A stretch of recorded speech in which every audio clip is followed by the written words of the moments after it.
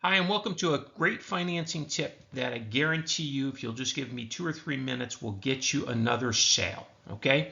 Many of you deal with people over the age of 59 and a half, which is the technical age to be able to withdraw from your retirement accounts. The problem with that is when you withdraw, you have a big taxable income or could have a big tax impact. So I'm going to show you how to get around that.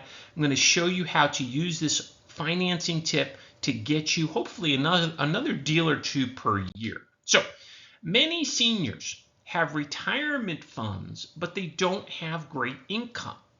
And they don't have great income. What does it mean? They maybe just get a Social Security check and maybe a small pension, but certainly not enough to qualify for financing. Well, with the knowledge I'm about to give you, you may be able to help them get the home that they want. Because there are guidelines that allow retirement funds to be considered income without withdrawing them in full. I'm going to explain. So, retirement funds, per the lender, per Fannie and Freddie, per guidelines, can be used as income without withdrawing them in full and without a big tax implication. Now, let that sink in a second. I'm going to give you an example.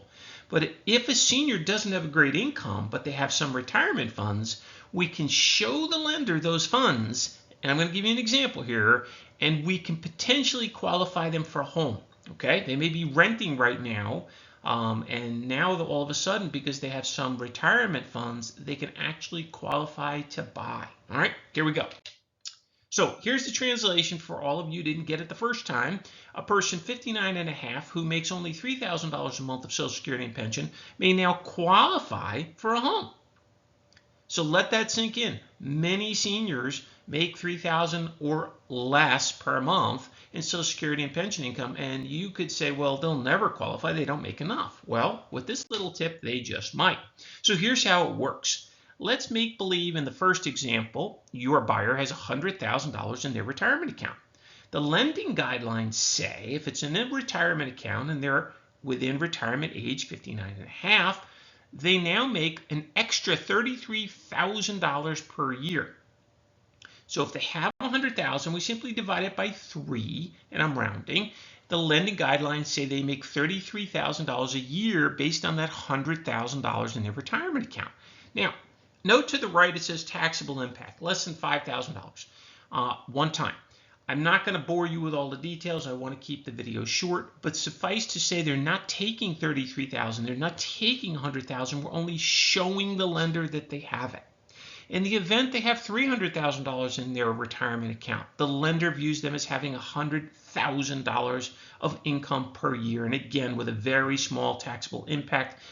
Usually the taxable impact is under a $5,000 impact. And what I mean by that, it's they're only taxed on the one-time draw. So if they drew $5,000 and deposited it one time and they were in a 20% tax bracket, the actual tax implication would be $1,000. So it's a very small taxable impact. It's going to vary by person depending on the one-time draw. But the point is this. A lot of people have retirement funds, but they don't have a great income. And if we show the lender those retirement funds, in most cases, I got to use those words, those funds will be used as income. That'll be added to their existing Social Security or pension income, whatever they have coming in. And now someone who didn't qualify, well, I'll say magically qualifies. All right. All in the guidelines. I've done it many times, and I've done it for some of the agents already. So many of you know me. I'm in the Sun City Center office. If you don't, that's where I am. This is my information.